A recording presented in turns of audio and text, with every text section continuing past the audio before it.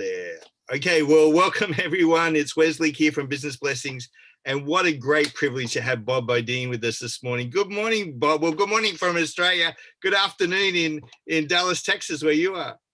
Yes, it's a nice day here in Dallas, Texas, and we're pleased and gracious, have huge gratitude on Good Friday for us here that actually we have nice weather, because we haven't had always the best, as you know. Yes, that's good. Well, I'm just going to pray and commit this time to God. Hey, so Father, we want to thank you for Bob. I want to thank you for those coming on. Father, we just ask that you would guide and lead us and direct us today. Lord, I sense that you want to take us deeper in some things today. So bless this time. May what you want to get across come across in Jesus' name. Amen. Amen. Amen. Well, Bob, just some know you, some don't know you. Do you want to give a bit of a brief catch up of this is who you are? Yeah, so I'm a CEO of an executive search firm. My dad started the industry back in 1967, and we had offices all over the world. We had one in Australia and in Sao Paulo and Brazil, and various times in various other spots in the world, and China and Japan and everywhere. We had offices everywhere, and we would do just CEOs of businesses and things. And then I got in the business in 1980. So now it's hard to believe that, how did it all of a sudden get 41 years? My dad passed in 2000, but he had a business that when you'll love this, when his three things that he told me when I was first joining the business out of consumer packaged goods, and people should always want this, is because my dad was my best friend, but he was smart. So I was really thinking the three things were going to be really technical. And so he said, here we go. Make friends. That's number one. Help your friends in every way possible. And then don't be surprised if you do a lot of business with your friends. And so it's just, people today don't do business with their friends, don't see their friends as resources and conduits. And over the years, we switched. All of a sudden, about 10 years later, I started, saying to my dad, when I was doing a search for a president of a manufacturer, and I said, at the end of the search, I get a tour of the plant. If I did the head of marketing for NBA, we get All-Star Weekend. And so all of a sudden, that's good. And then no one had ever done any searches in sports. And so I prayed to God that, because I really felt him leading me, that's what he wanted me to do. And how unbelievable is that the very first search I get is the commissioner of baseball back when I put in Bud Selig in Major League Baseball. And God is just ninja. And so during this time, my dad passes in 2000, and on his deathbed, he tells me I'm going to write 5 books. And I go, I can't write a memo. And I think there's a lot of people who are listening today who think they maybe think, oh my gosh, you had this, or you had this, or da da da. Well, you're got to be kidding me. First off, don't go in the executive search business. It's the highest mortality rate of any business in the country. And anybody thinks as long as they have a phone, they can be successful, and it's very hard. And they have to pay us whether we fill it or not. We do all that. So, but I think people think about goals and dreams in various aspects of their lives, and they think, oh, hold a second, I haven't done that. And there's a hidden talent in them. And so, I think, early in this process, when my dad was out of work, before he started the executive search industry, he understood. He was out for 6 months, and every day when we got dressed for school, he would be dressed in a suit, like he was going to go to work, even though he was out of a job. He didn't want us to be nervous. And then when we left, he'd come back in and start a search.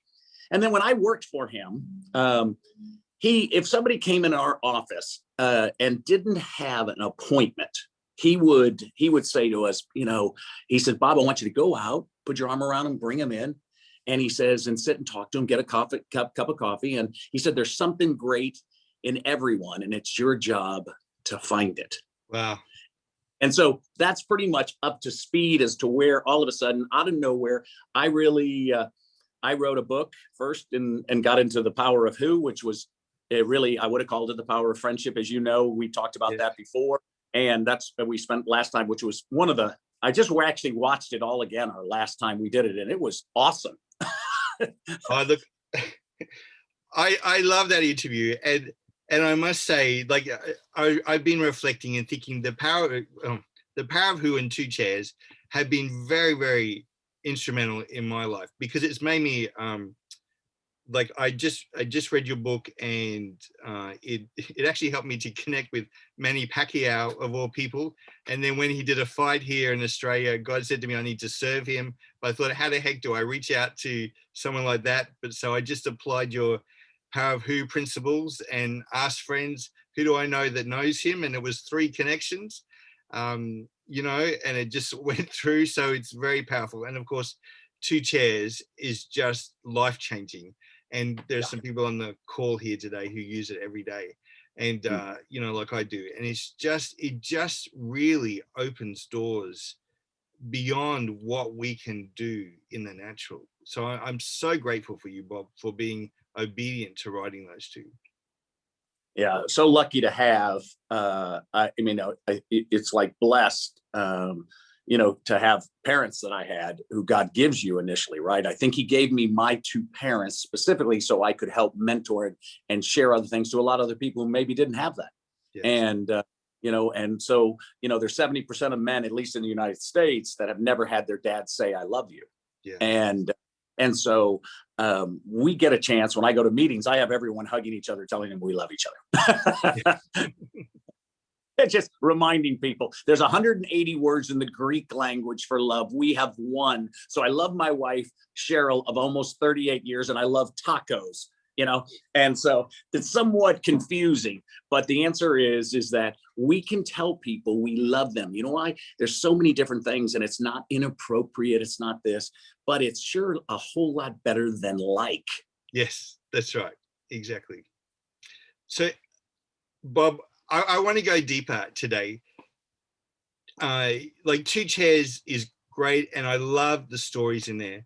But what are some examples for you where God kind of talks to you and maybe warns you about something, or maybe talks to you and corrects you in something during your 2 chairs time? Yeah. He does it in numerous ways. So first off, as you know, and as people do, is these. I had a friend the other day. He said, "So are you really talking about chairs?" No, we're actually talking chairs. And I think it's so crucial at your house to have it, and you can have it outside. Don't get me wrong, and I don't mind people doing that when it's beautiful out. But you should have something inside. The only reason I say it is it's the blessing of having like an Ark of the Covenant sitting in your house. Yes. And when God comes in, the presence of God is fullness of joy. Even if He said nothing, your whole strength is set for the day. And so look at, He's already waiting there. I mean, I leap up out of my bed to go there. And so don't write books and not think you're not going to have trouble. I mean, it's coming at you like a storm. God promises that. Can you imagine that I would have the quote? I mean, you know, I have that as my life quote that, you know, in this world, you're going to have trouble. But the next line was be of good cheer. So there must be something here. So the fact is, the more you do it, the more, you know, listen, God knows everything about you, and He wants you to know everything about Him. So when I sit down and I go into it, if there's something that I have held as unforgiveness with someone, I can just immediately hear like a quiet, and God's not really quiet with me, you know, in this process. He's always like affirming. So when I first start out, thank you. Oh my gosh, I'm a mess a little bit today. I've got so much on my mind. I'm drinking coffee. I'm trying to get my first cup down, and so I can get into my second cup, and then I'm sitting and I say, hey, so I got issues with 3 of my girls, with some of my grandkids. You know, my business, I got something over here, you know, whatever it is. And then and there's nothing. And he looks and goes, and then it's imprinted in my mind that all of a sudden I had this negative conversation, right? And he goes, so are you okay? He goes, are you okay?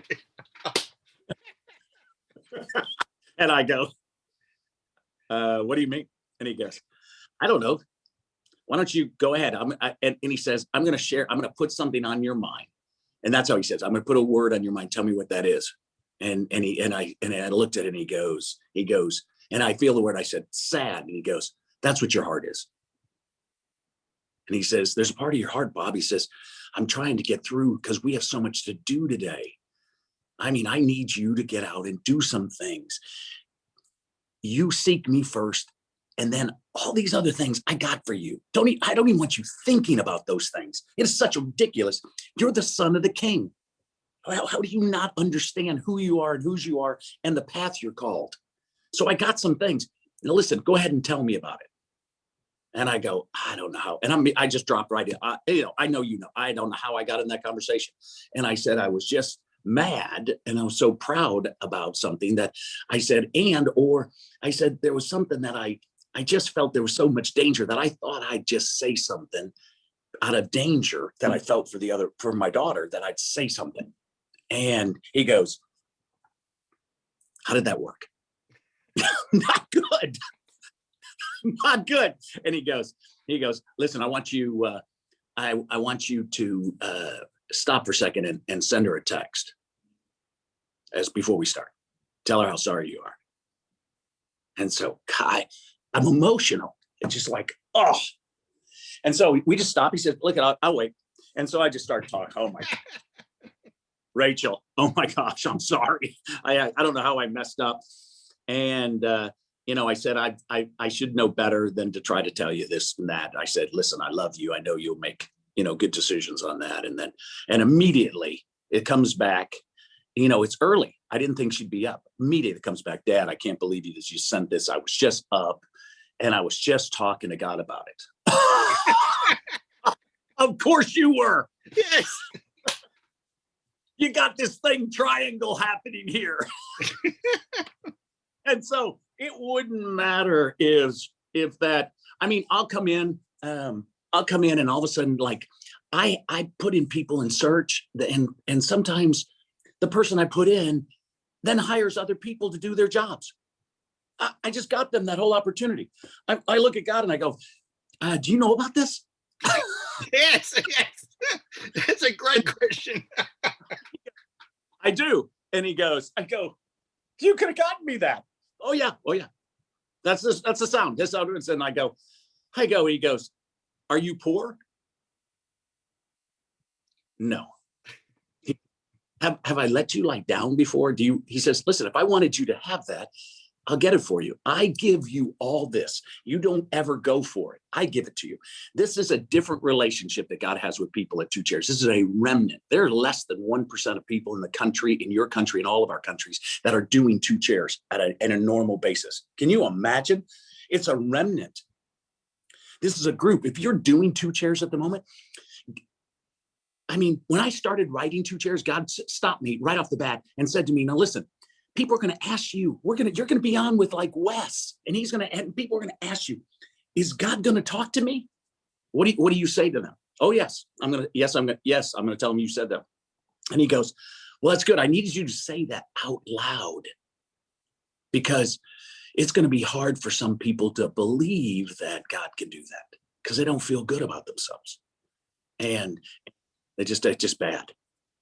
So, which is actually that leads me one of the other questions that's been going around my mind because we had another guest on earlier this week and some things have come out of it.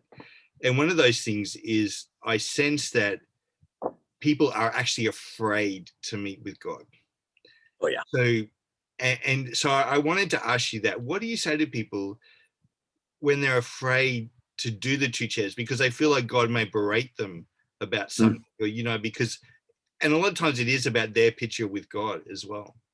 Oh yeah, no, 100%. Usually it's somehow their dad.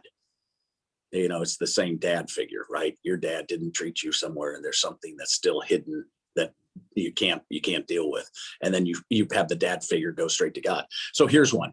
So I had a guy come into my office, big time sports. He's out. He got in trouble. He did something he shouldn't have done, and they come into my office here. And they're not looking for the power of who? They're looking for the power of Bob. Yes. and they haven't read the book. They did the Cliff Notes, right? Yes. And they're not doing that. And so I've listened to it all. And I immediately, because when you sit with people all the time, one of the things you have is a gift of discernment. And immediately this is like mantled under me from my dad and from God and all the way through. And so when I sit there, I already know immediately where he's going. And I go, I said, you know, what's really interesting? I said, so you've had such hard times. And some of the things I say to him, I said, when I was looking for goals and dreams and times of trouble, I said, even though my dad was a CEO, Mensa, Notre Dame, you know, big time CEO, kind of walked in like Ronald Reagan, and, you know, he had this whole figure and it was just unbelievable. And I said, but when I did it, I went to my mom because she was kind of my spiritual go-to. And, you know, if I speak in prisons, I say, how many people had a good mom? And all their hands go up. How many people had a good dad? There's not one. and so I always tell them, this is unbelievable. So I said to him, my mom, when I came to her about these kind of trouble and you're talking about it, I said, it's not really the power of who at the moment. So I said, what I want to talk to you is, I said, my mom said that she had answers for me, but she wanted to, the way she would describe it to me, she would ask me 3 questions. So I want to ask those to you. And I said, of course, you can't get mad at me. You'd have to get mad at my mom. and everybody can use this. Listen, a friend of mine wrote this book. Everybody can do it with every single person. And I want to ask you these questions. And don't get mad at, you can't get mad at me. You have to get mad at his mom. I mean, and so now they're like, we're free. And so the questions are simple. That's what I always tell these guys, very simple, but they're disruptive. And so here comes the question. I said, do you think God knows your situation? And he goes, no. I go, really? I said, first off, thank you for saying that. I so appreciate that you're being transparent. And I said, so I said, is this, so my next question, I think I know the answer, is that you think it's too hard for him? And he goes, well, I don't believe in him. And so I go, okay. And I said, so you don't think he has a good plan? Well, of course not. And I said, but you believe in the power of Bob. I said, so I believe in God. So I said, so if there was a 1% chance that God would meet you tomorrow, the guy who created the whole world, would you go? He says, yes. I say to him, I thought you were an atheist. And he goes, if the guy who created the whole world would actually meet with me, I'd be interested. I said, let's call the meeting right now, because this is the answer. You don't want to meet with some crazy person like me, because I'm crazy, because I believe in God. And so I'm telling you, do you own chairs? And he goes, you know, I own chairs. And I said, set up 2 chairs, go to it tonight and say, this crazy guy, Bob, said that I was going to meet you tomorrow. And this will be the telling thing. And I said, when you go, get ready, because I want you to buckle up. I said, just call me as soon as it's over. At 9 o'clock, he calls me in the morning and he's crying on the phone. He said he turned the corner and, oh my gosh, it was like totally a different room. He said it just didn't feel anything like it. He started to walk up and God says to him, he hears God say, hey, Jim, thank you so much for coming today. And I said, what did you do? He said, I fell on my knees and said, I'm sorry. Of course you did. Where people say to me, now listen, I've never had a 2-chair experience in my life ever where I told him my worst, the things that I know he knows, all the things that I wish I hadn't done, all the things that I'm fearful of. And this, he looked at me and goes, so first, listen, boy, he says, it's really good just us being together this morning right off the bat. He says, listen, we're going to do some things today. I'm so proud of you. I said, how could you be like proud of me? Oh no, he's, so listen, Jesus paid for that, Bob. You're not guilty. I love you. You're the apple of my eye. And I tell people all the time, listen, your picture is on his refrigerator. I mean, so listen, you have nothing. There's nothing that doesn't mean, as Paul used to say, listen, it doesn't mean like, hey, oh boy, because I'm allowed to sin, I'm going to go sin a bunch of times. The answer is it's the harder part is just getting out of the habit of feeling bad. So one of the biggest problems is that this is about something so fantastic. And what it starts to say is that I want to tell people there's no impact, because people are looking for impact in their life. But there's no impact without contact. Yes. Listen, what good is it? Kids say to me, Mr. Beaudine, I don't go to church. I said, what good is it to go to church if you don't know God? I said, do you own chairs? You got bean bags? You got a couple rocks? I mean, you got little, open up small little chairs and things you have. I mean, I don't care what it is. You set it up, he'll meet you. You won't be the same. I don't care. And so I have people all over the world sending me pictures every day of their 2 chairs. It's the most amazing thing. And so I will say to you is this: he's not mad at you. He's not mad he made you. He made no mistakes. He doesn't regret anything.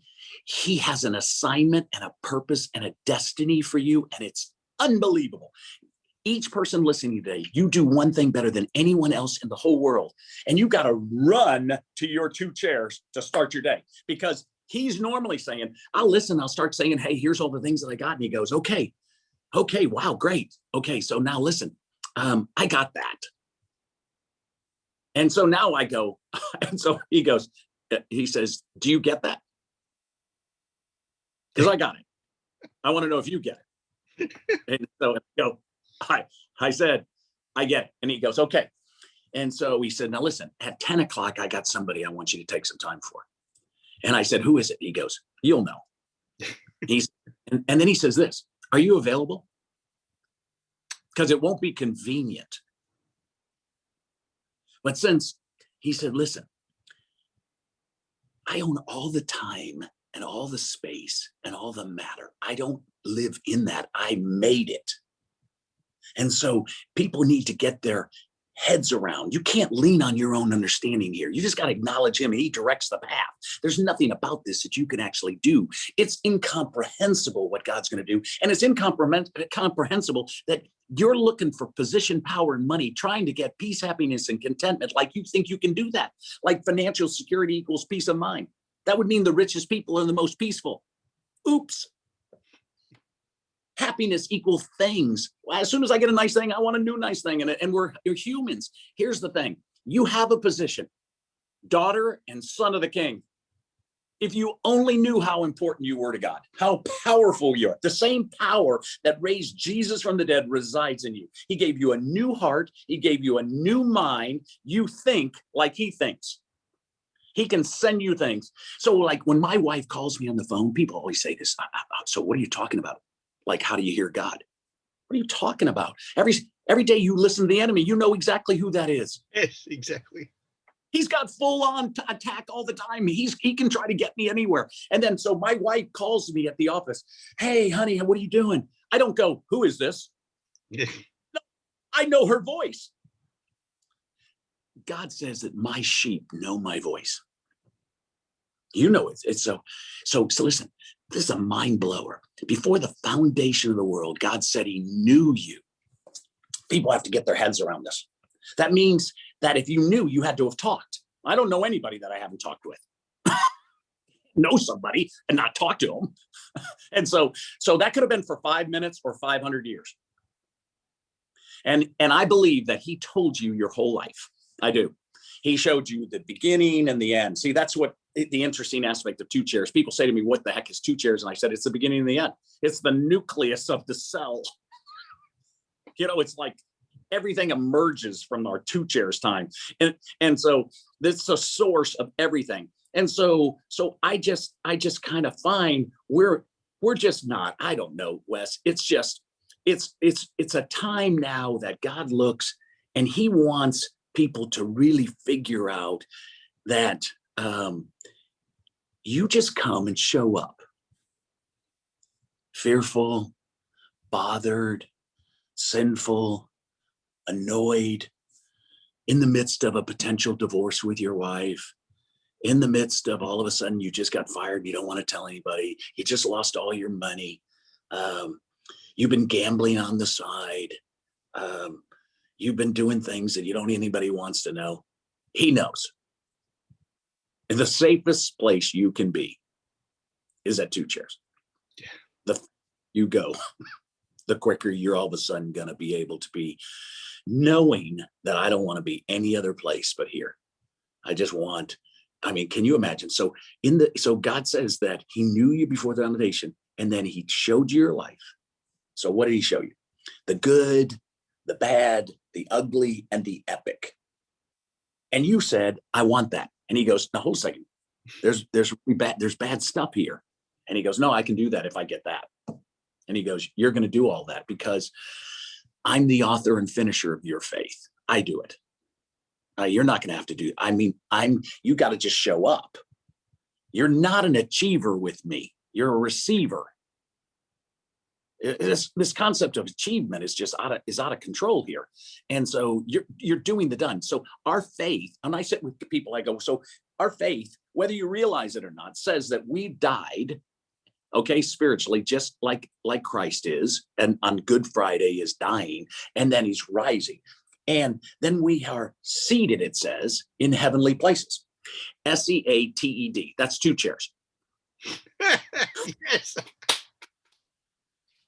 And so this is so good. And so he goes, now listen, he says, so Bob, you understand that like heaven, Bob, is just like here. We could like put our hand in, it's like the field of dreams. You have no idea with time and space of where everything is. I mean, it doesn't have to be up above this or that. But he said, now listen, he says, the Lord's Prayer said that, when Jesus said, hey, as it is in heaven, is on earth, you're just bringing this down into your house, which is really actually coming back up into the throne room, because on Good Friday, they're ripping this out after the 3rd day. And all of a sudden, we now have contact for the first time back again with God. And so this is Easter, such a big day for 2 chairs. Yes. Holy cow, you get to actually, everyone who's listening realizes that there's a limit to what they can do. And so here's the problem that God says when you're up before the foundation of the world. He says that, okay, so you want this. Now listen, I'm going to put you in your mom's womb and you're going to forget me. And then you got to find me. And then you got to find the assignment, the purpose of the destiny of this call. And so you're going to do it. You are going to do it great. These people, they got to have it. It's just, they got to understand. I don't care. You do not have fear. You have a spirit of fear. The spirit of fear jumps on you. If you and I are around a person, they come in with all this fear, all of a sudden it's trying to jump on Wes and Bob. And we don't have the spirit of fear. What do we have? Power and love and a sound mind. And I reject it.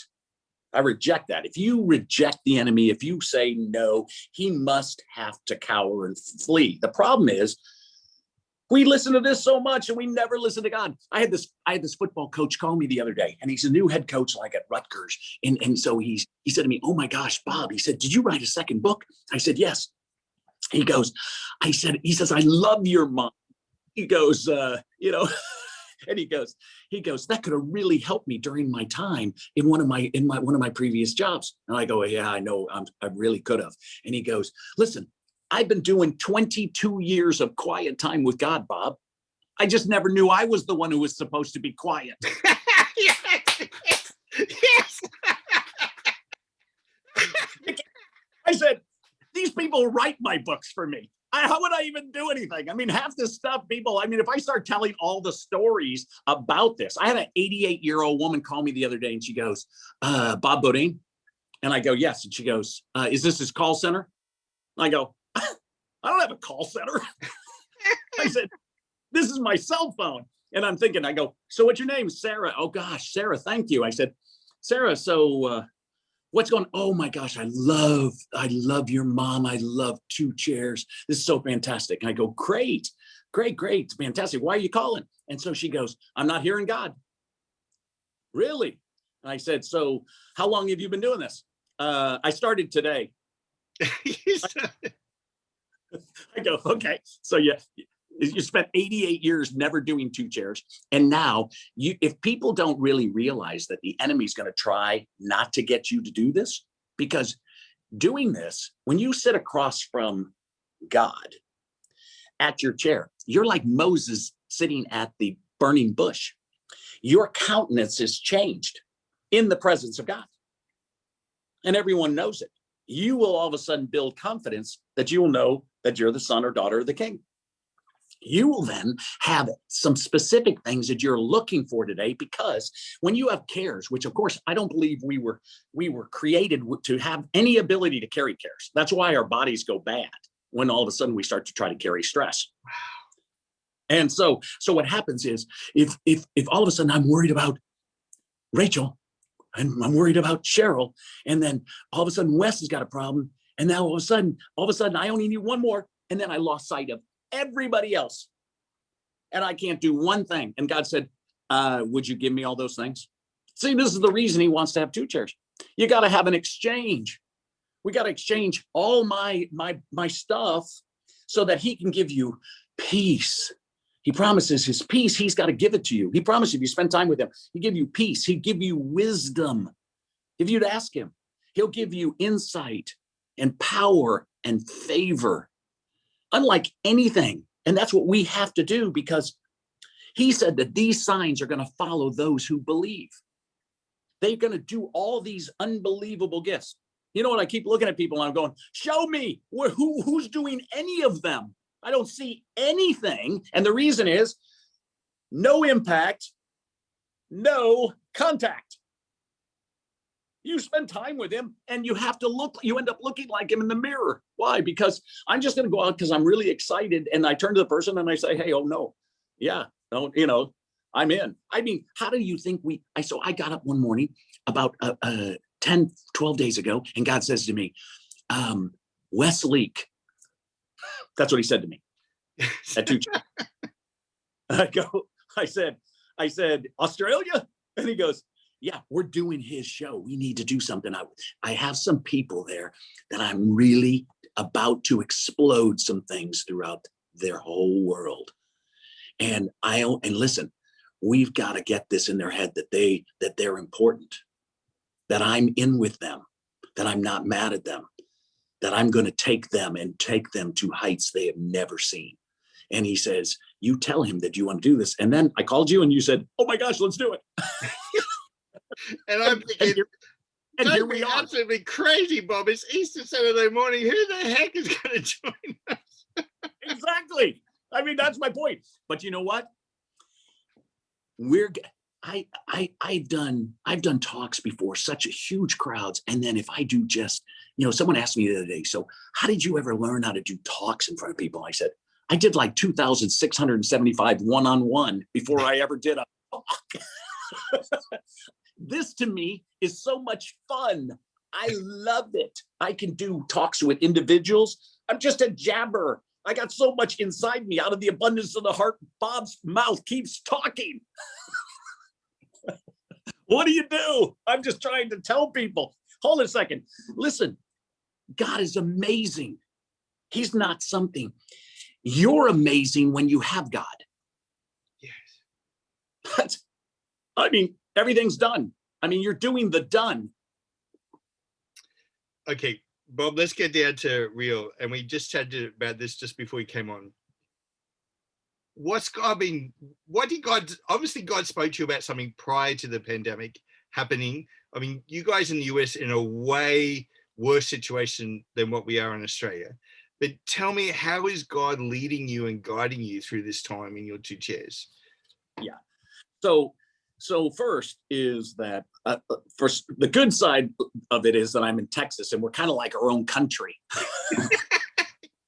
Texans don't think like anybody else. It's not like, we're not really like all big into masks. I've only been out of my office 2 weeks. And we have so much good things happening around us, right? And there's so many things.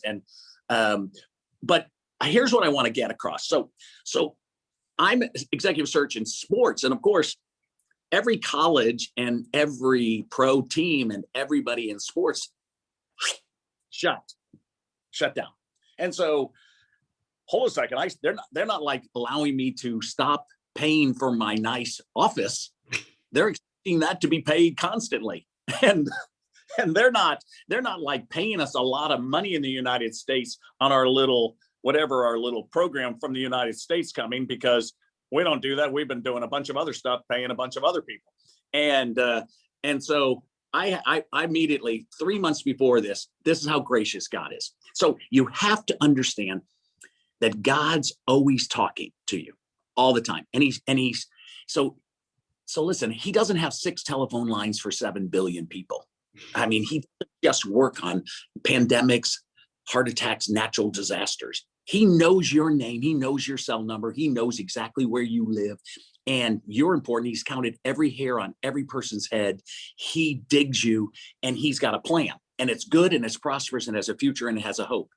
So whatever anybody has, usually the first thing I always tell people is, I'm a contrarian. Why? Because I'm a Christian. And so anything the world says, I believe the opposite.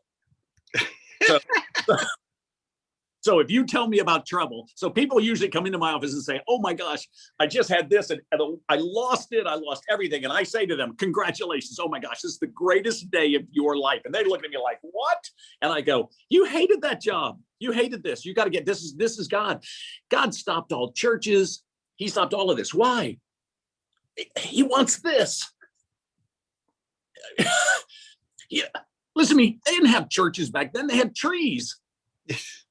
You just did it under a tree. And so 3 months before the pandemic, God says to me, so I want you, and you got to be listening.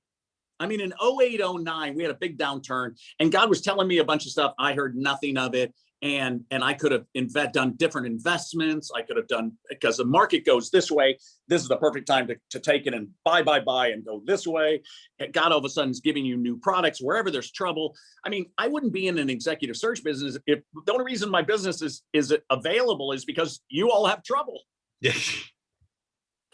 And so I love trouble. I mean, I'm the perfect person for it because I see it contrarian. And I think I can sell someone on coming in and taking this trouble and taking something great. Okay, so, and I have in basketball, it's a perfect thing because in the basketball, coming in the Final Four is like Baylor University. I don't know if it's a Christian university in Waco, Texas. And 18 years ago, I put in Scott Drew after a murder on his basketball team. It wasn't his. I brought him in after a murder. And it's the greatest sports story in history. And so he's in the Final Four. And it's so big. It's so unbelievable. And he's such a great Christian. But I love stories where I can put in people who can change everything. But going back 3 months before, God says to me, hey, so listen, I want you to set up an LLC. And I want you to start doing some different types of business. I said, so can I do that? What's an LLC? Can I do that? And he goes, yeah, it's simple. You can do that in a day. And he just kind of says, hey, tell your CFO and you'll set this up. And then he says, I'm going to bring you some business and you're going to do relational equity. So understand that the power of who and two chairs. So the greatest relational equity is sitting across from you at two chairs. So he owns everything. He's got control of it all. All you need when you sit with him is one thought and one idea and one friend. He tells you who that is. I'm not going to get you with somebody you don't need. One idea, one thought. And all of a sudden, so he puts one thought in my mind and says, set this up. And then you're going to go out and you're going to help all these college and sports and professional teams because they're going to need revenues and they're going to need some specific products. Trust me, I'll get them to you. And then all of a sudden you're going to be able, because no one can do it because it's bureaucratic. And in times of trouble, have you ever noticed in times of trouble, people hate asking good questions? Yes. Okay. They don't ask. So that's bad. And then number two is, do you ever notice that they all become no because people instead of yes if?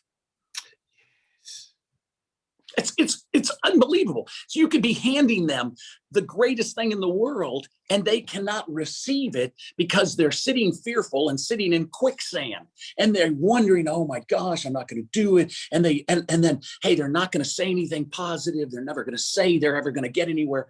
Listen, you're the son and daughter of the king. The same person who raised up Jesus lives in you, and he's not poor. He said he supply your needs according to his riches in glory.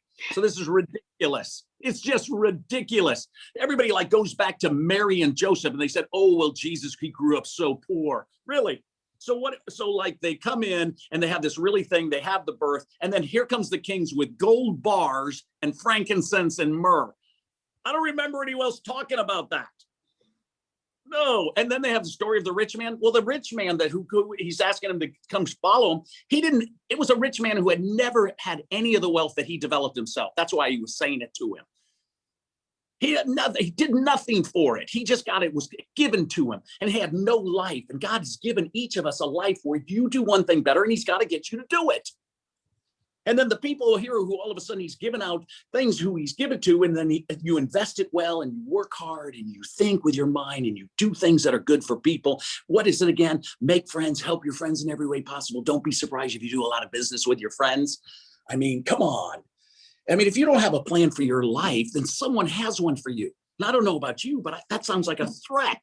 Yes, yes. And so I'm not going for somebody else's love. Here's the thing that everyone should be thinking. I should do something I love with people I love in a place I love where my family loves, and I get to do it for all the right reasons. Here's the problem. Most people love the job, hate the people, love the people, hate the job, love the people, love the job, hate the city. I mean, they're like constant. No dinging here. You should be celebrated and not tolerated. You should be given tools. Your family should always love it. And you should be able to create a legacy and be paid well. So I set up this little company, and in 2 or 3 weeks, I had 6 companies that wanted to do business with me. And now I don't even know how to express it. So now I have equity in these companies and I'm doing business. And one company here can give me 15 years of executive search business. 15 years. And so that's just the way God works. But you would have to have faith. Yeah. It's an interest. So sitting with God at 2 chairs is the ultimate faith, because you're sitting at an empty chair. Well, I'm not, but some people think they are. And so they just think this is kind of foolishness. Yeah, I don't know. Set up the chairs and sit down and see what happens.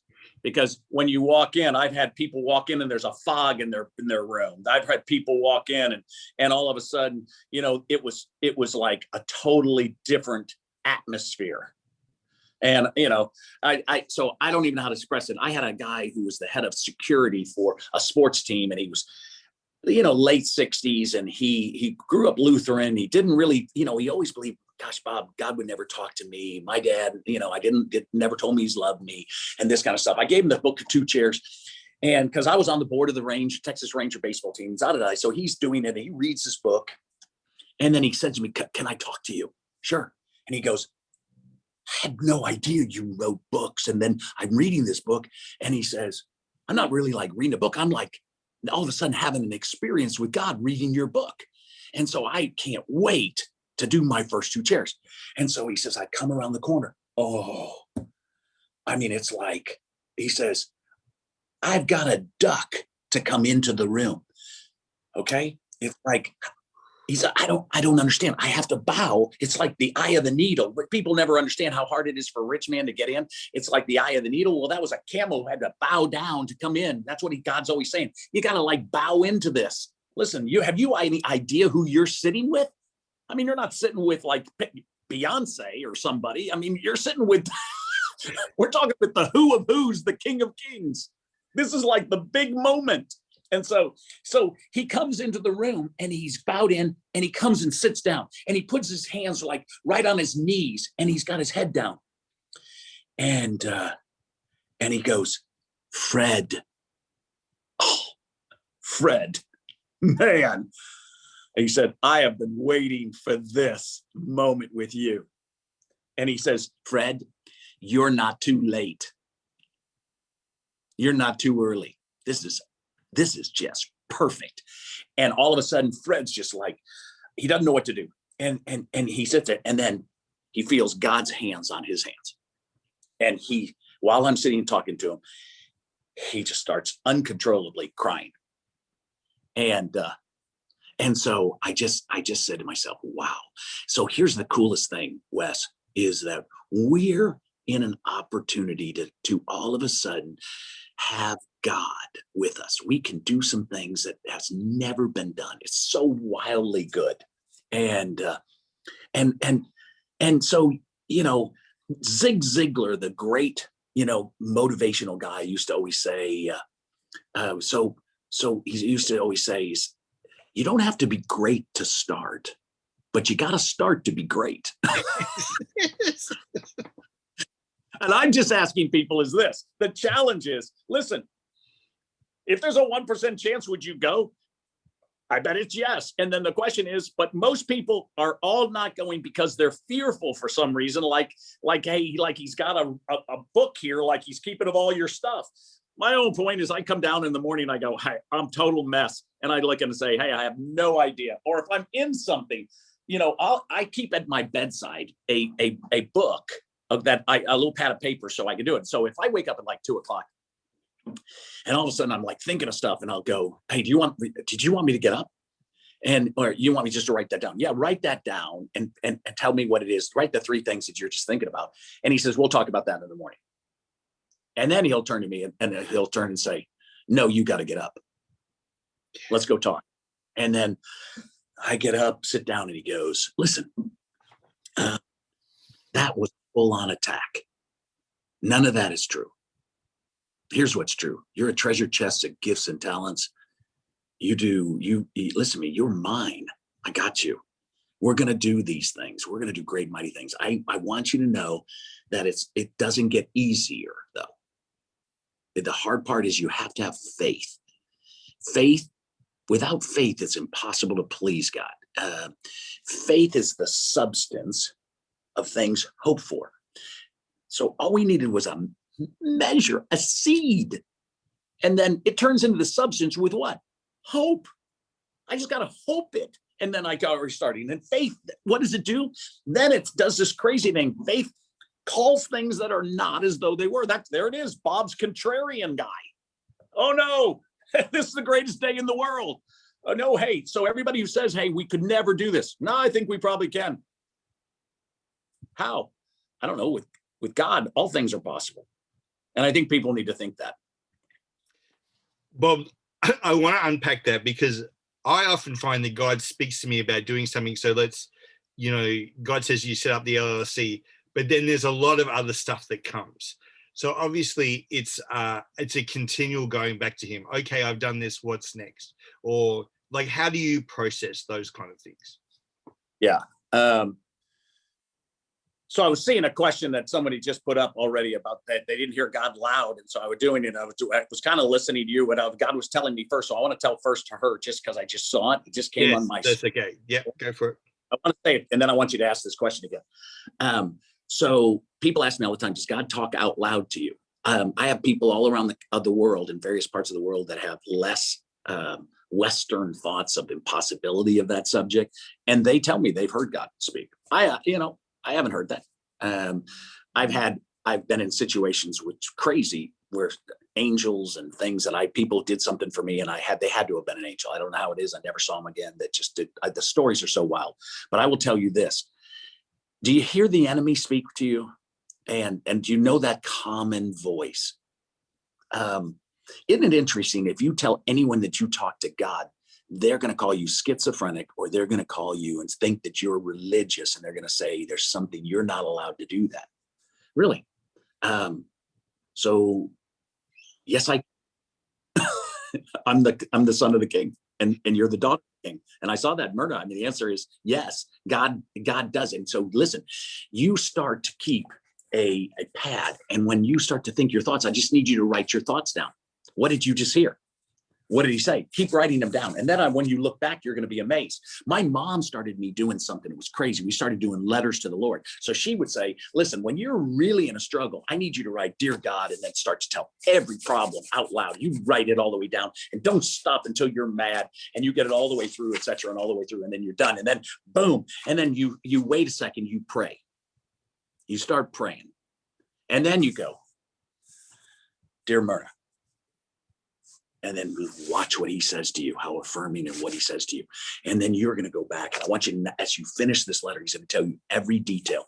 And now you're going to start to see prophetic things that are all of a sudden going to start to happen in your life. So you do not know. Listen to me. We serve a supernatural God. We can't have something that's natural. Our world is in a disaster zone. We have people who are coming against us and everything. But listen, God said he's going to put a hedge around you. He's covering you.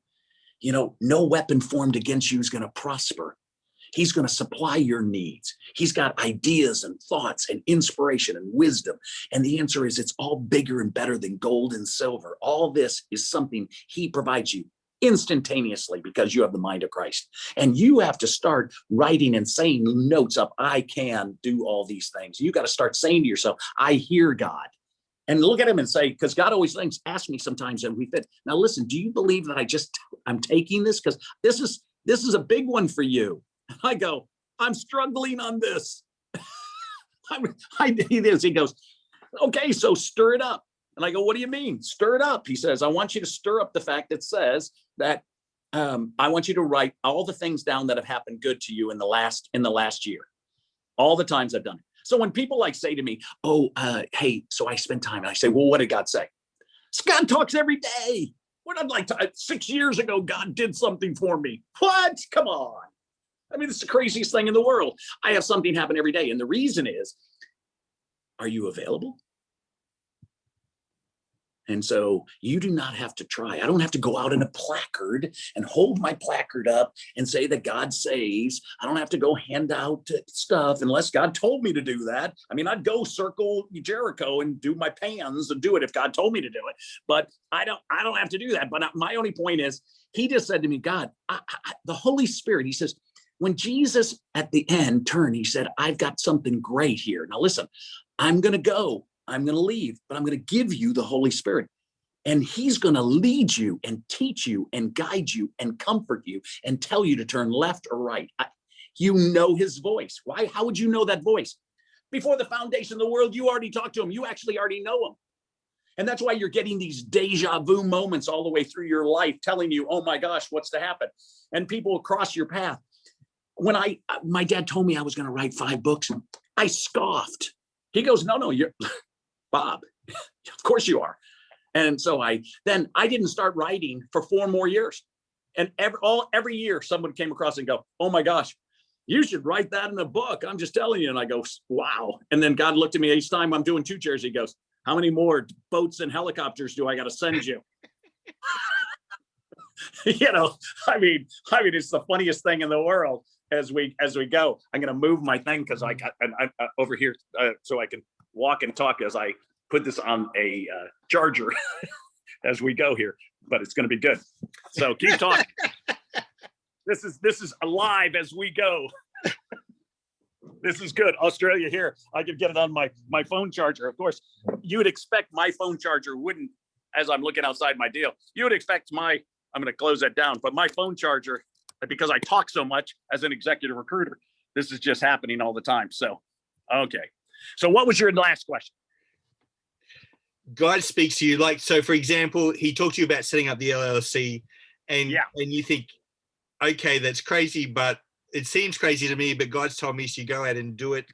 How do you process those kind of things? Because like, I know often God speaks to me about something, but then there's a process that you go through and keep coming back to him. And so I believe and I do this with people all the time. It's called one thing leads to another. It's a game I play. And so the very first thing that he said to me was, hey, I want you to set up an LLC. So the first question is, it's like my dad used to, when he worked with me, I'd say, hey, I got this search. I'm doing this for this guy. And he goes, hey, there's 2 guys that you really should call because they have the answers to this. And then he walks in to get some coffee and he's already expecting by the time I come back that I've already started my call.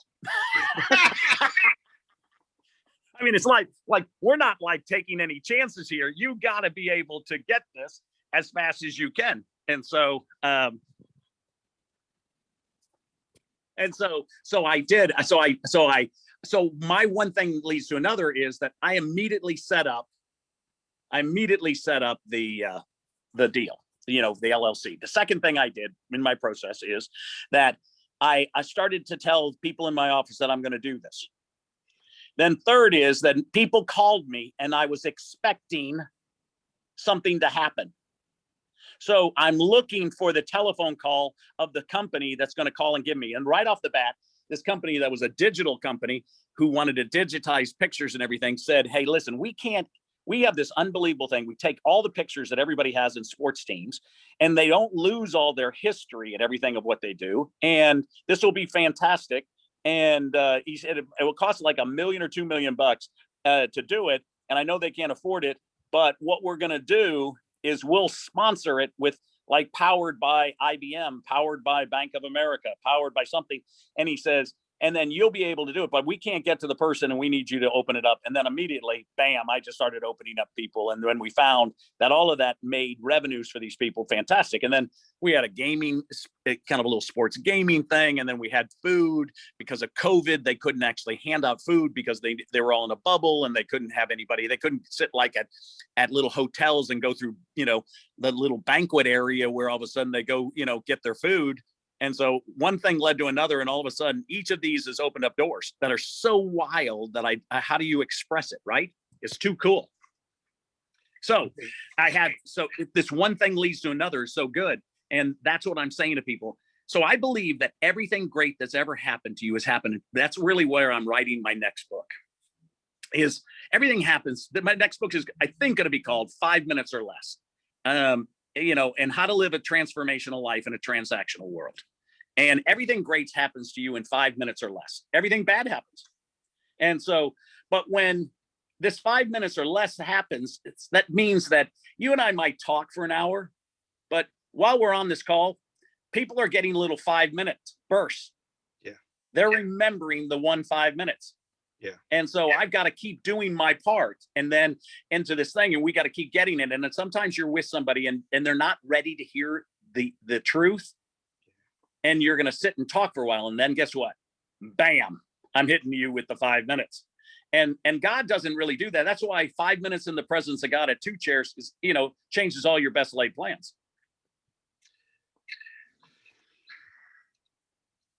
Bob, you are so good. I mean, I wish it's so good because God's so amazing, right? I'm going to pull this all the way up here. And so, hold on 10 seconds while we do this. These people are going to keep asking questions. I'm going to move this little chair. It's just like, awesome. Here we go. This is so good. I got it. This is good. We never do anything like, that's good. I don't actually have to hold that. Okay. I'm really bad. Okay. Now we're okay. Really good. So I do have a number of questions. So one of the things, like you talked about, you took equity in those different companies. Like, how do you know when to do that? Like, obviously, so it's one thing to connect people together, but it's a very different thing then to take equity in a company. Like, was that just God whispering to you about that? Yeah. So what he turned to me and he said, this is a really good point.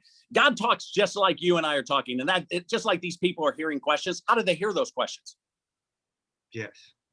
I mean, you're missing the whole thing. You heard that question because God wanted something that's connecting, right? And so one thing's leading to another. So one of the things I did was, so in tough times with sports teams and all this stuff, well, they don't want to pay me more money. So that's my problem. My search fees. You got to pay me a lot of money to start the search.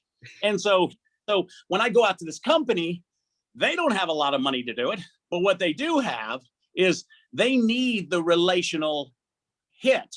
And so like in companies today, the real money is made by bringing 2 big partners together and selling them, buying them. So most people should be thinking right now is, listen, if you go into a small solution, you get paid small money. Yes. You create a big solution, you stop pancreatic cancer, and you make big money. If you can sell a company or you take something, and sometimes if you created Post-it notes, you're worth millions.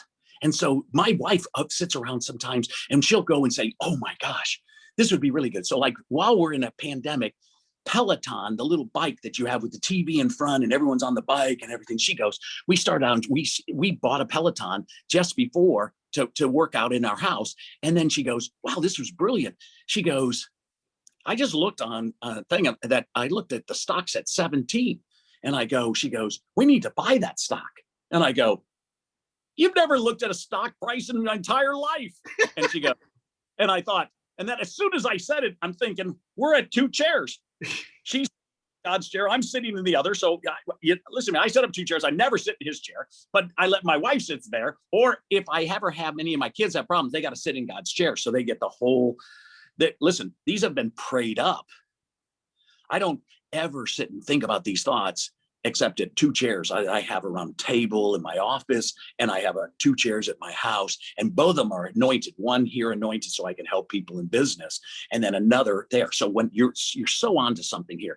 So I started and said, hey, so initially, I can really help someone with marketing ideas and strategies. And everyone has one thing. They're either going to give the great marketing, finance, the idea, the connection. And so one of the things of bringing someone to someone, they can't do it. I just said to them, listen, I have a company that we do this. And funny is that God's already bringing them to me. So they're already looking for it. Heard about this. And I said, well, here's all the people that I think I could do for that. I said, listen, what we'll do is we'll set it up and I'll take 5% to start, sit on your board. We'll take 5%. You'll want me on the board's name because I can help you with that, the recognition, because I know all the people here in these sports. And then but as soon as we get going, if all of a sudden we start to see that I can get you some companies, it moves to 10. Yes. And so, and the thing about God is he goes, God says, that's what I'm hearing. Or I'll be talking to someone and he'll go, yeah, you don't, they say, well, we really can't do that. Oh, I'd really like to help you, but that's all right. God just told me no. and then they say, okay, we'll do it. And so how many times do we just give up like all our money because we're weak and we just think like, hey, first off, I'm making this up as we go. I've never done this half the time. And listen, all great stuff is this. One of the things I want everyone who's listening to this is God's doing a new thing. I have to really pause. He's doing a new thing. He's doing a new thing in you. He's doing a new thing in me. He's doing it every single day. And so I'm not worried about your stuff. Listen, he paid for all the sins already. Stop it. You're killing me. You're talking about this stuff. Stop it. Just spend more time with him. When listen, all the things that so easily beset you and are bothering you, the only reason they're still there is you just don't understand how good God is over here. He's good. He's so good. It's like people who are addicted to alcohol. Listen, yeah, but it's better if you just walked over here and had joy over here. I mean, don't do that. It's ruining your next day. You don't feel good. You stop it. You're not at your best. And so I don't care what subject we're talking about. Listen, that's where friends come in. Friend is a person who knows the song in your heart and they can sing it back to you when you've forgotten the words. So men over the age of 35, stop adding friends. Men over 60, and the young guys, they keep their old ones. They don't add any new ones. They're friendly. Don't get me wrong. They're damn glad to meet you people and with the other people, but they ain't going to come over to the house for barbecue. Right. And so, but men over 60 give up their old friends as well. And they just focus in on their family. And the problem here is that God needs you to have friends. He couldn't have given Jesus 12 friends, 3 close, 1 best, and not given you. And so he has to do this because these are the people who are helping you achieve all the things that you need done, because we're all a cup short of greatness. With you, Wes, I'm better. I mean, I do some things great. You do much better for me. I'm okay with that. I don't have to be the smartest person in the room. I mean, I'll stop talking when you get into your sweet spot, and then I'll say, and of course, Wes, he's going to talk about this, and Wes takes over, and then we win the piece of business. Yeah, and that's where we have to understand who are, and of course, the who of who's is sitting at the 2 chairs with you. Yes, he's the who. And so I do not have to have. So one of the things that's so unbelievable is while you're sitting and talking in any meeting that you're in, you're thinking. So now, since I was with him earlier, at first, I gave him my first. He promised then all these other things are added unto you. And then he told me, and I'm with someone, I'm expecting when the first person comes and hits me and I have to, now I'm going to help this person. Oh, I'm so much more bold. I look and say, hey, listen, I need to tell you something. So I got up this morning and I prayed, and God told me specifically that I was going to meet with you, and I'm here with you. And so I want to pray. Now, what do you do? I mean, no one says no to prayer when they're in trouble. I mean, that's a fear most people have, is like, oh, can I pray for you? I'm not like praying like I'm not a pastor. I'm a CEO of an executive search firm, but I'm disguised as an executive search firm, aren't I? Kind of guy. Because I believe we're all marketplace ministers. Yeah. And I don't think, listen, I think God wants you to be, he'd like you to be a billionaire, but I don't think you need to be a billionaire. I mean, money, he gives you it all just what you need.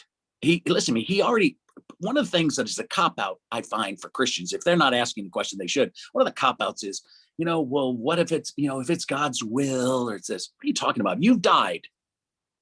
Christ lives in you.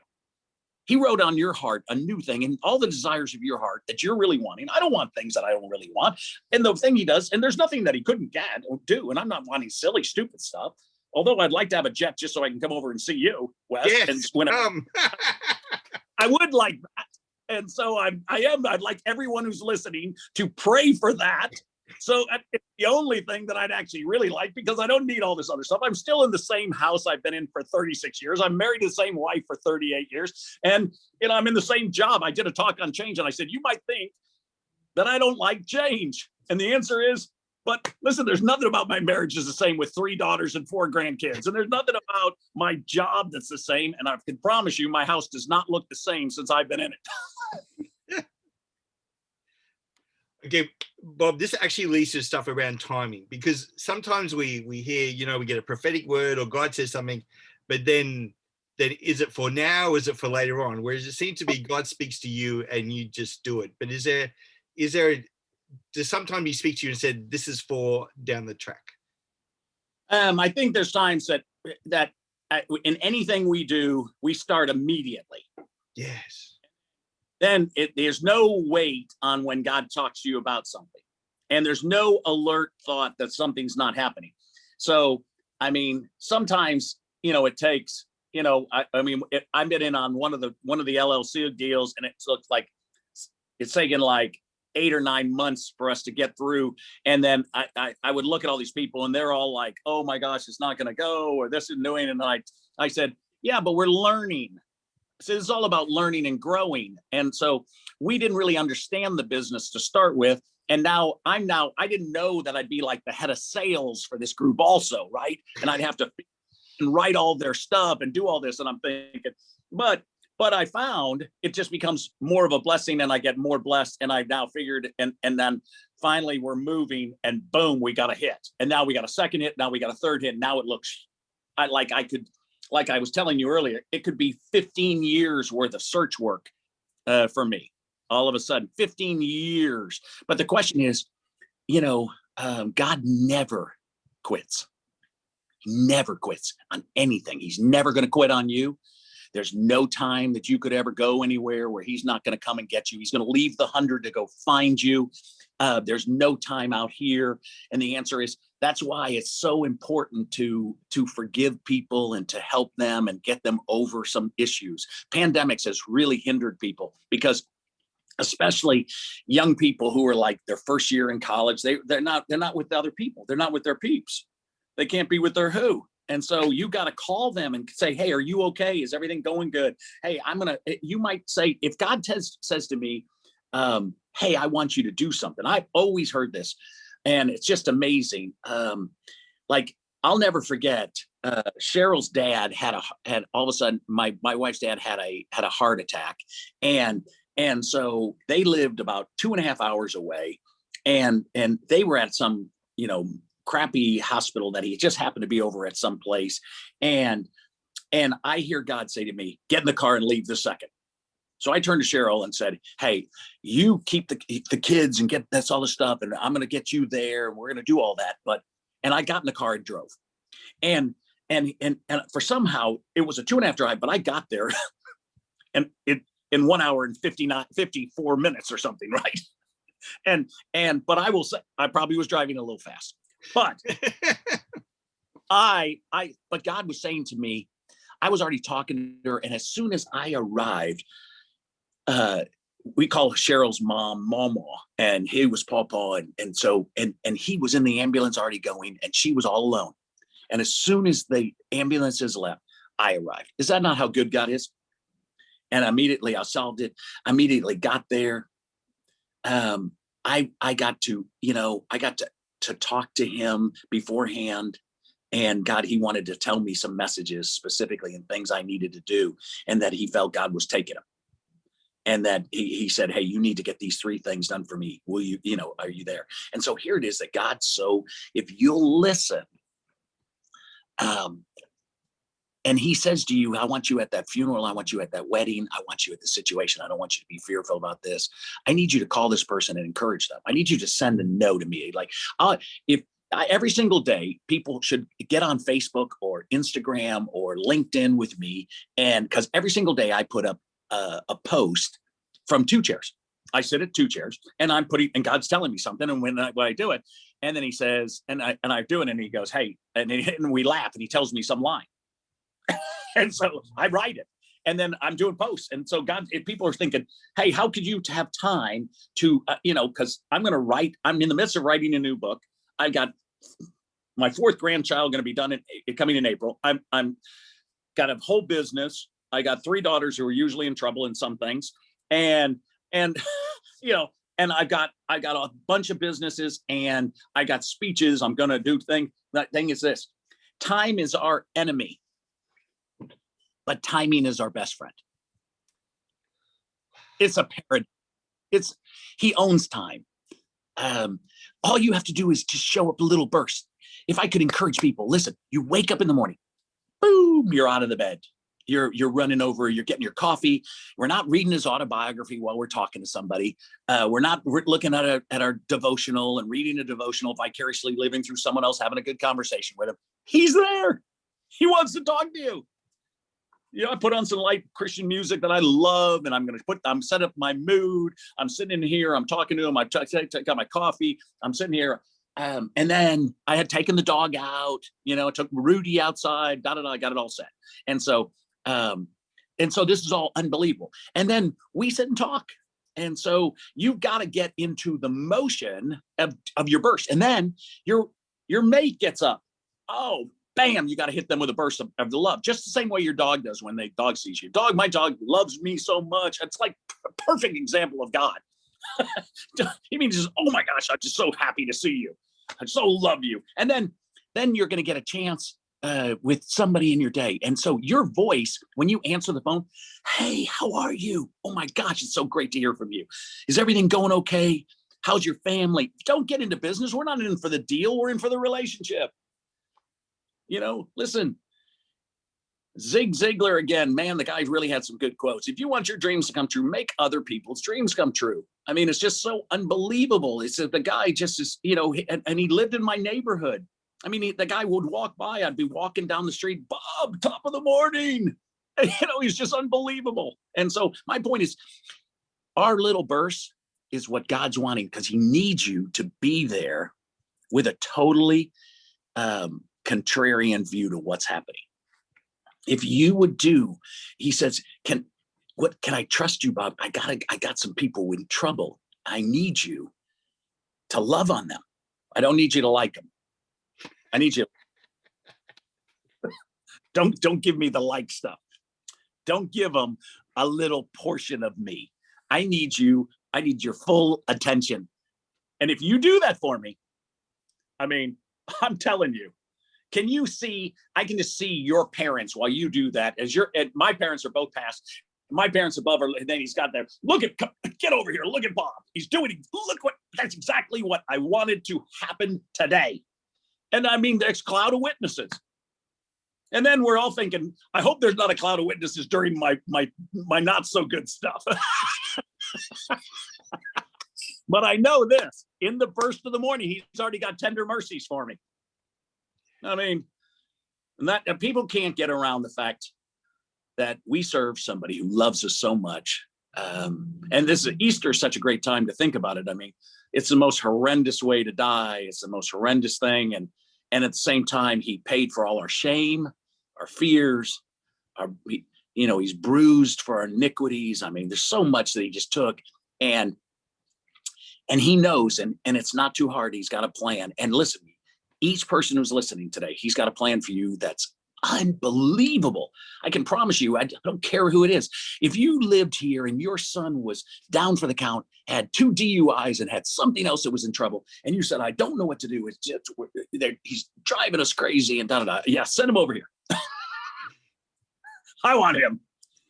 Let me love on him for a second, and we'll get him a job. But there's no one that God isn't going to. That's a story like the movie Rudy. That's everything. Everything about our story is the more trouble is the thing that all of a sudden God does great. But he does want you on your process deal. I love this little time in the Bible is, so Jesus walking down the side of the road, there's the man who's blind, can't get into the little pool of water that needs to be stirring for him to jump in. He's blind, he can't stand. He's walking by him, he hears that Jesus is coming by, and he's yelling, screaming for Jesus, and Jesus doesn't stop. Wow, it's such an unbelievable story. Okay, there he is, he doesn't stop. And then he keeps screaming, and the disciples, those really good Christian guys, he starts screaming, they go over to him and say, don't bug him. And this is like a setup to the setback. And it's so fantastic. And that's our lives. We're all movies. Your life is a movie, and we're doing the done. All business is done backwards. We think about what it is that we'd like to finish, and then we work it backwards. And that's where God's doing. And so all of a sudden he's down here, and then all of a sudden Jesus comes over to him and he says this, and he says it to each of us all the time. So Wes, what do you want? No, he knows you're blind. He knows you can't stand up, but he needs you. He knows that the one thing leads to another. He's got to get you to declare what it is you want, and then he's going to get you to declare another thing. And if you do these two declarations, you and I are rocking, and everyone else here on this videos and all across Australia, all across the world are going to be rocking. What is it? Okay. So what he says is that, hey, what do you want? The guy goes, I want to stand and I want to see. And he goes, so do you believe I can do that? I do. Yes, I believe that. Stand up. Whoosh. So do you believe? Are you available today? Do you believe him? Can you give him your cares and can leave them there for one day? My mom would say, I finished my thing with my, because what's so great about 2 Chairs is I give you 3 questions and 7 things to do in your time of crisis. Okay. And it's so fantastic. And so run to your chairs, call your friends in trouble, make sure that you're getting up high ground, like we're at a football game where we can see, or soccer game where we can see what's really happening here. And we can see so much better, like we're cutting lawns in the wrong fields or something, And so wrong field. And so we can get people over here, and then, hey, change is going to happen. Change is good. We hate changes, people. This is a Sheryl Crow song.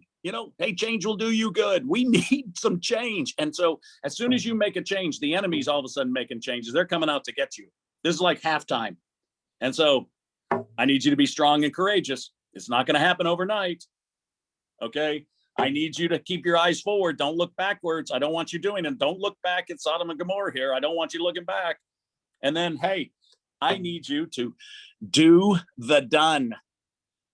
God's already done all this. He's won. We've won the victory. And so I told my mom, and I come to her, and of course the day I've won no victories.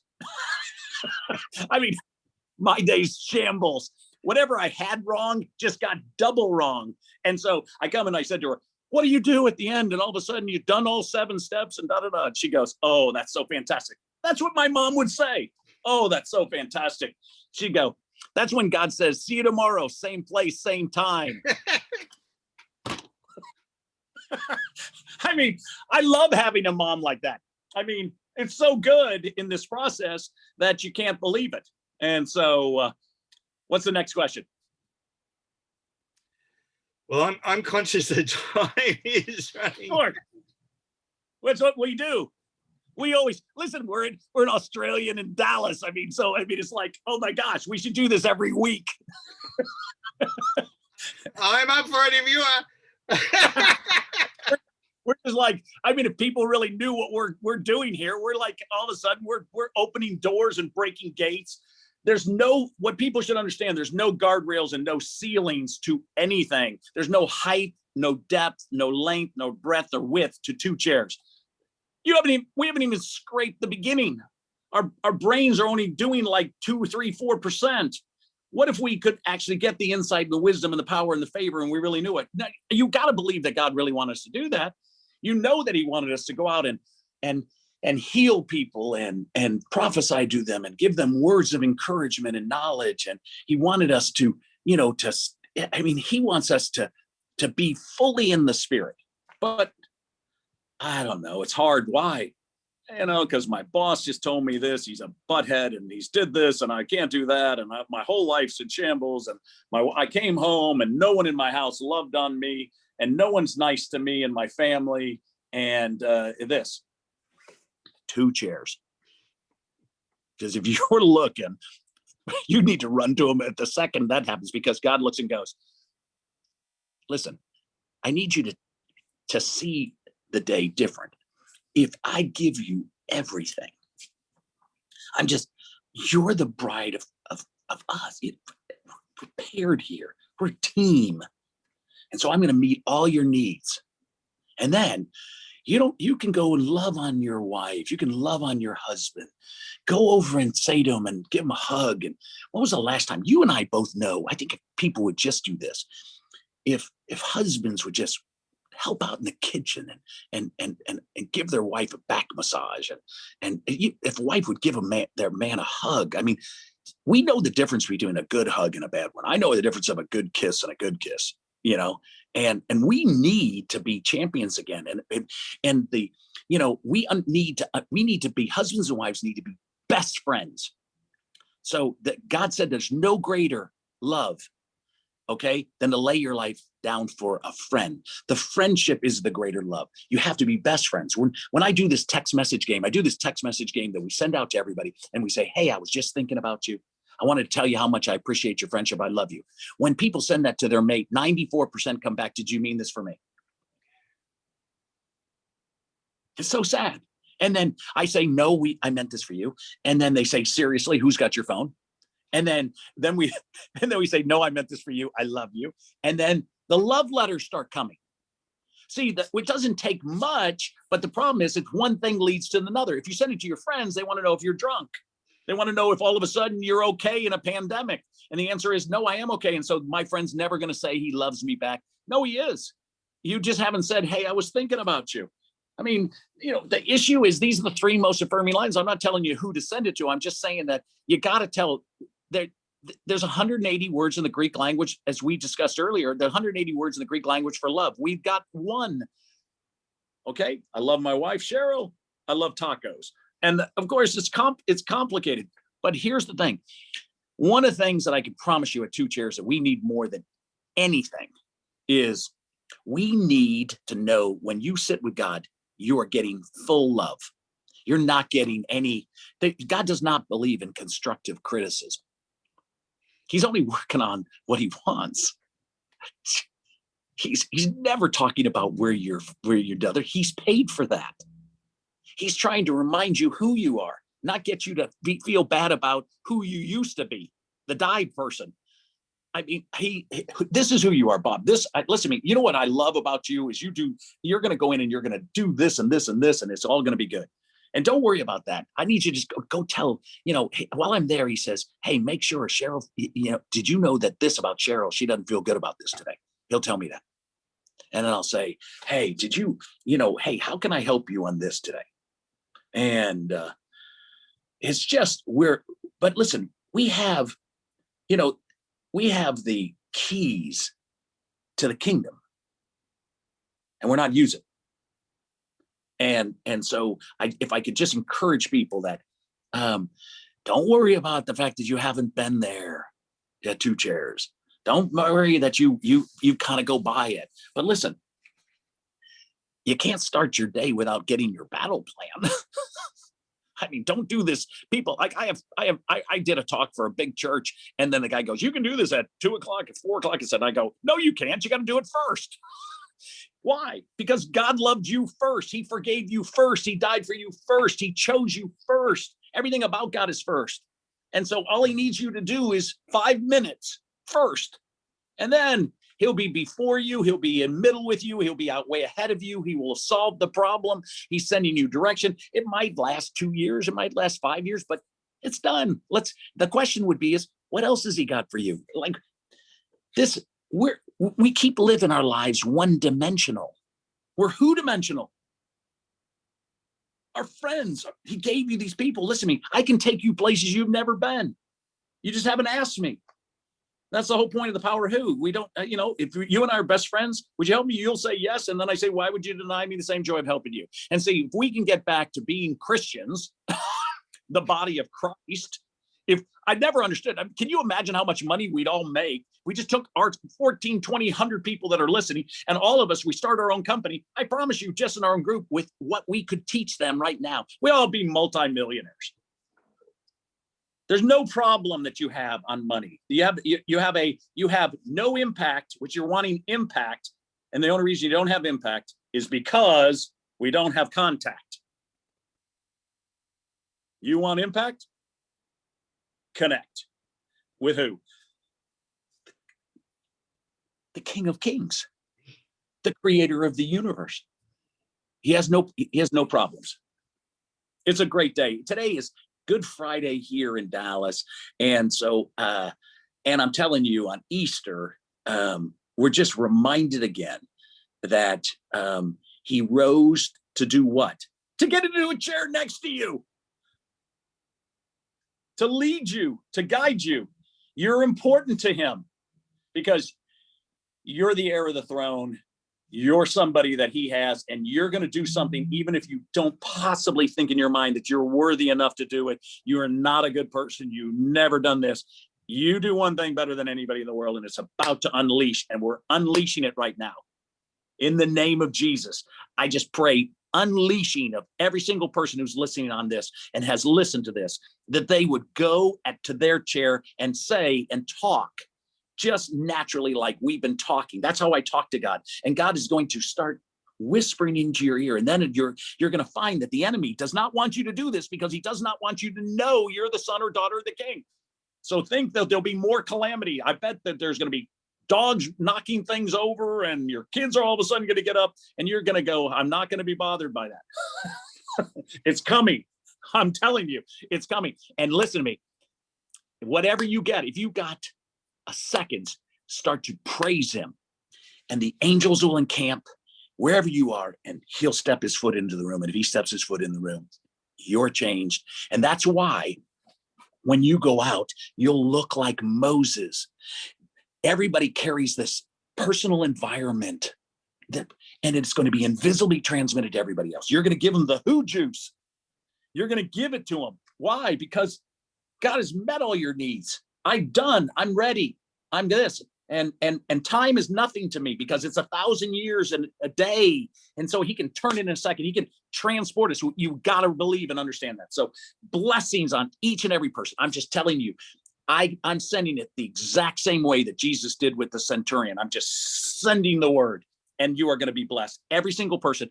If you sat across from me at 2 chairs and you did this in my office, I've never had anybody whose their life wasn't totally transformed. And I'm telling you that I feel the exact same way, because I just moved into my office, my other one, for this other room, and I feel that just way. I just got unbelievable rush. I did. It's just unbelievable. And I just feel it. Get ready. It's coming. Thank you. But we are going to have to leave it there, because we've been going an hour and a half, which is really, really good. And I can see people could sit here all day with you, but I know that you have encouraged us no end. And thank you for your obedience to God.